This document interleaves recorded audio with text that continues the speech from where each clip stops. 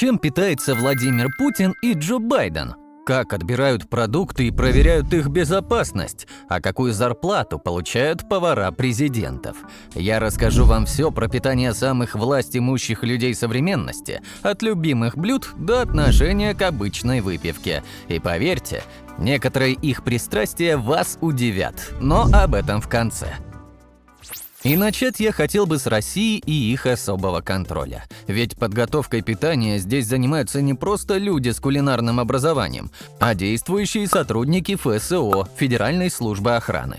На комбинате питания «Кремлевский» работают исключительно сотрудники ФСО с профильным образованием. И именно эти люди отвечают за рацион первых лиц России. Все продукты, которые попадают на стол президента, проходят через строгий контроль в лаборатории ФСО. Это создает определенные трудности для поваров. Если что-то из продуктов отбраковывается, им приходится на ходу придумывать новые блюда в кратчайшие сроки. Но они отлично понимают, что такие меры контроля необходимы ради безопасности.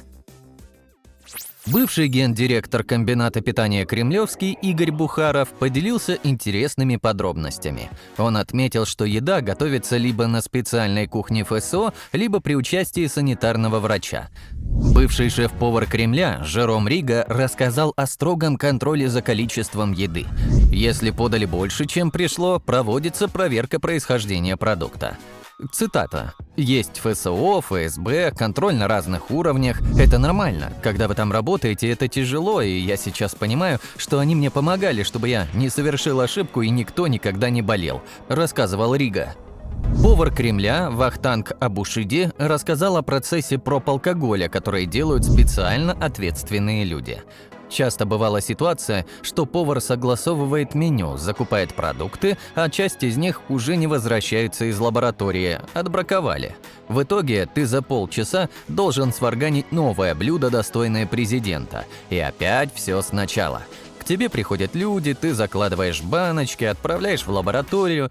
Это не то, что тебе через 2 часа прислали этот анализ, то есть минимум сутки. К тебе приходят опять, и время идет, рассказал Абушиди.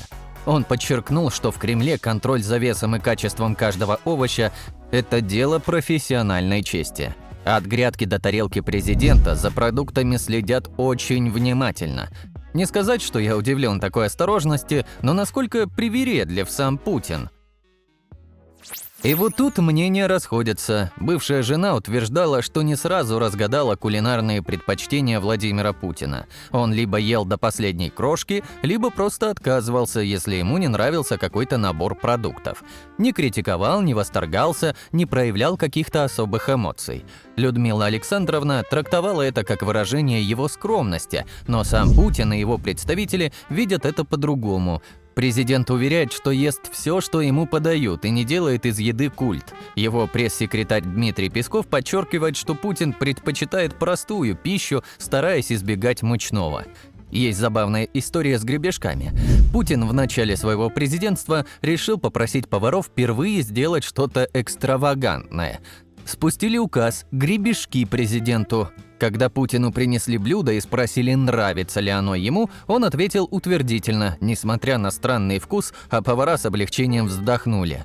«Как хорошо, что вам понравилось. Мы так много кур зарезали». Хотя, может, президент просто не понял разницы. Ладно, а что же по любимым блюдам Путина? Недолго повара волновались, что придется изгаляться с экзотическими блюдами и рубить кур на гребешки. Оказалось, что президент ставит перед ними задачи, с которыми они легко справляются. На самом деле, времени посвятить еде особо не выходит. Я предпочитаю овощи, помидоры, огурцы, листовые салаты, на завтрак каша, творог и мед. Если выбирать между мясом и рыбой, выберу рыбу, хотя баранину тоже люблю. Сладкое мне не особо интересно, кроме мороженого, а пить я предпочитаю только зеленый чай, рассказывал сам Путин журналистам. Кстати, именно отсюда и загадка термоса, который можно частенько увидеть у президента в кабинете. Никакой особой воды и тотального подозрения, просто горячий чай, чтобы лишний раз не напрягать персонал. Утро Путина может начаться с омлета или вареных перепелиных яиц. В течение дня будут фрукты, а вечером стакан кефира.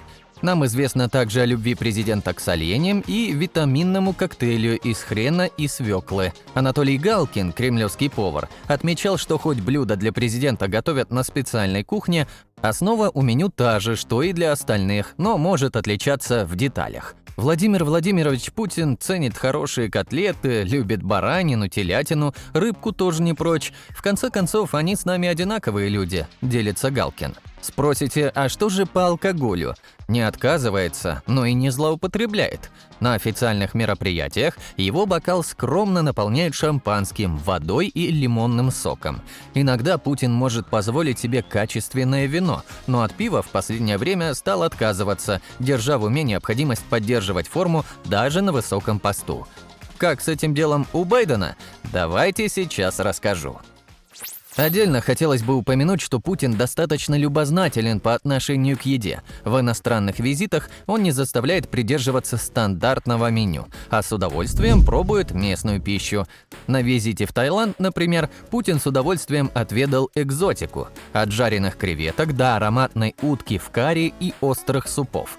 Эти вкусы резко контрастируют с привычной русской кухней, но президент с уважением отнесся ко всем предложенным деликатесам. Поездка в ЮАР подарила опыт ужина на высоте с видом на колонии пингвинов.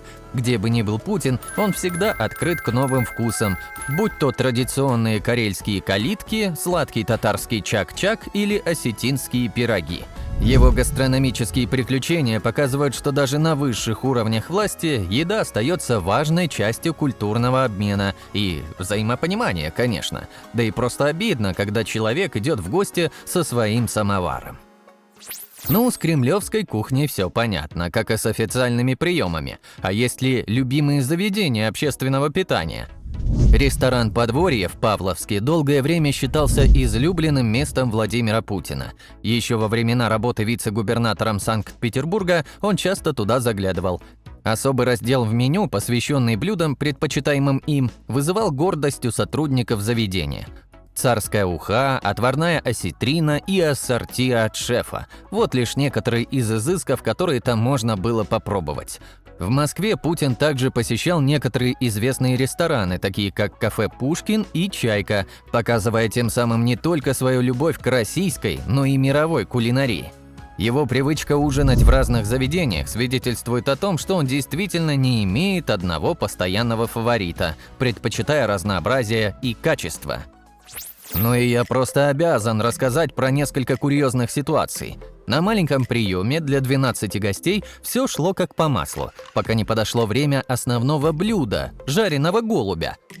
Жером Рига, стоявший у кулинарного руля президентской кухни, столкнулся с непредвидимой проблемой.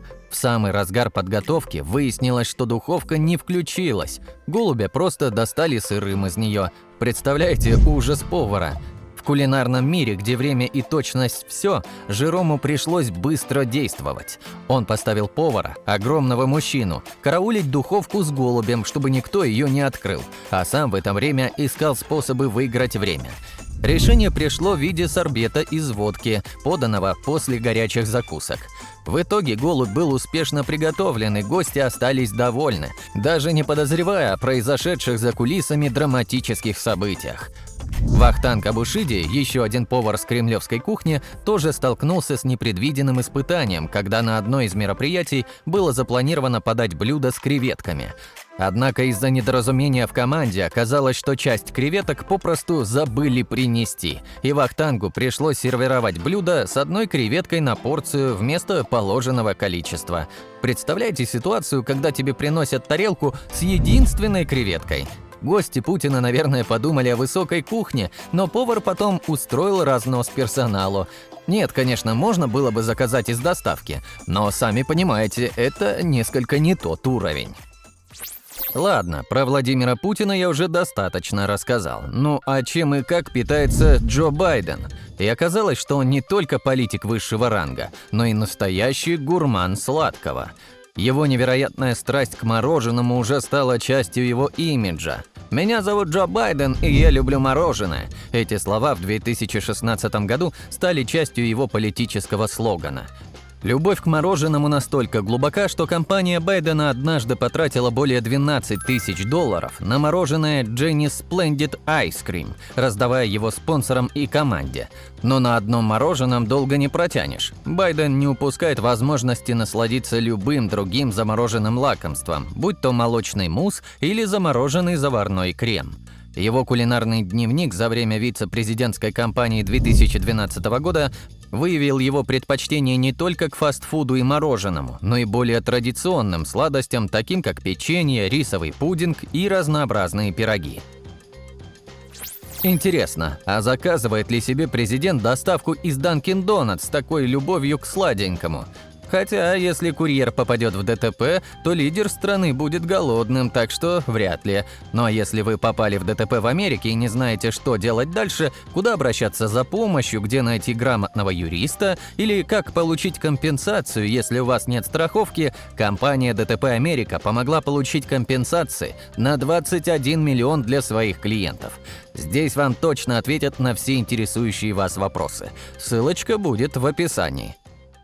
Но если брать нормальную еду, а не сладости, то тут Джо Байден пышет страстью к итальянской кухне, и в частности к пасте.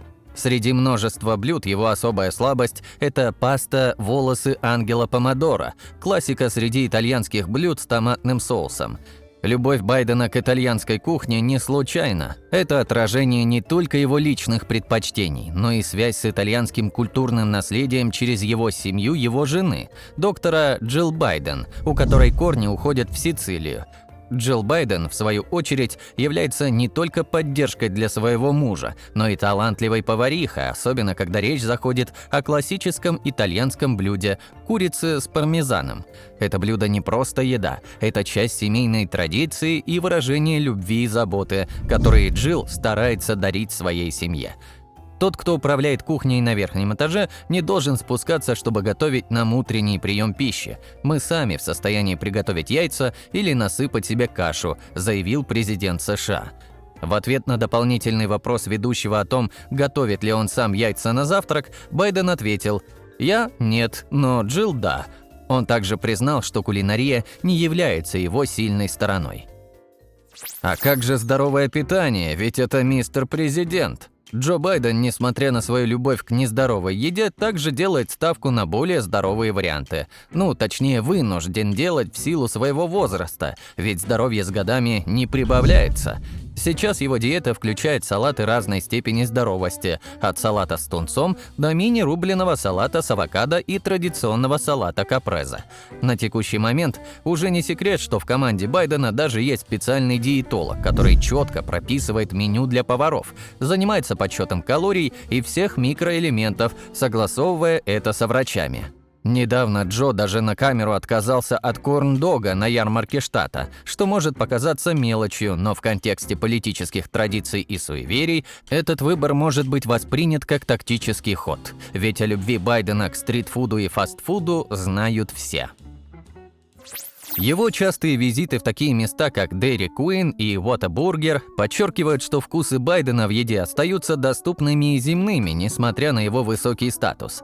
Это интересное противоречие с представлениями о том, кто и как должен поддерживать политических кандидатов, особенно учитывая, что сотрудники сферы фастфуда, по данным ИТР, склонны жертвовать больше денег республиканцам, а не демократам. Однако Байден не позволяет этой статистике влиять на свои кулинарные предпочтения, подчеркивая, что политика и личные вкусы – это разные аспекты жизни. Любовь к диетической коле, оказывается, является одной из немногих вещей, которые объединяют двух последних президентов США, несмотря на их кардинальные политические и идеологические различия. Традиция Дональда Трампа с красной кнопкой для заказа диетической колы в овальном кабинете стала достаточно известной, демонстрируя его особую страсть к этому напитку. Такой необычный и весьма конкретный запрос стал символическим элементом его президентства и подчеркивал его уникальный стиль управления. Джо Байден от кнопки избавился, но не от любви к прохладному и шипучему напитку. Этот забавный, но говорящий факт напоминает о том, что за политическими идеологиями и амбициями стоят обычные человеческие привычки и предпочтения. Ах да, я же обещал рассказать про алкоголь. Джо Байден, как известно, держится подальше от алкоголя, руководствуясь личными убеждениями и опытом. Это выбор, вызывающий уважение и понимание, учитывая его влияние на семью и ближайшее окружение. Он предпочитает стакан апельсинового сока, да и любви к чаю либо кофе у Байдена нет. Он абсолютно равнодушен к бодрящим напиткам, разве что кроме колы. Когда Джилл Байден спросили о том, какие продукты обязательно должны быть у них дома, она с усмешкой ответила, что кетчуп, арахисовое масло и желе. Эти 3 продукта – символы американской кухни, каждый из которых занимает свое место в домашнем меню многих американцев. Кетчуп – неотъемлемая часть большинства обедов и ужинов, добавляющий пикантности блюдам. Арахисовое масло и желе – классическое сочетание для сэндвичей, любимое многими американцами с самого детства. Это также подчеркивает его связь с обыденной жизнью обычных людей, демонстрируя, что даже находясь на самой высокой государственной должности, он остается обычным человеком с простыми вкусовыми предпочтениями. Что у Путина, что у Байдена, практически все пристрастия кричат о том, что я простой и я из народа. Что в Америке, что в России человек с улицы не может стать поваром при президенте. Это всегда не случайные люди, прошедшие сотни проверок и абсолютно верные своему делу, ведь ставки тут слишком велики. Поэтому ответить на вопрос, сколько конкретно платят за такую работу, фактически невозможно. Эта информация держится в секрете, как и все разнарядки спецслужб. Но я абсолютно уверен, что цифры там очень даже солидные, чтобы у людей не было никакого искушения. Даже гражданский персонал в Америке получает порядка $150 тысяч в год при Белом доме. У личных поваров эти суммы будут кратно больше. Добавьте сюда престиж и двери, которые открываются для такого человека. Как вы можете понять, президенты тоже люди. В их продуктовом наборе нет чего-то экстраординарного и недоступного для нас. А все остальное просто дело вкуса. Подписывайтесь на мой канал, ставьте лайки и спасибо вам за просмотр. Пока-пока.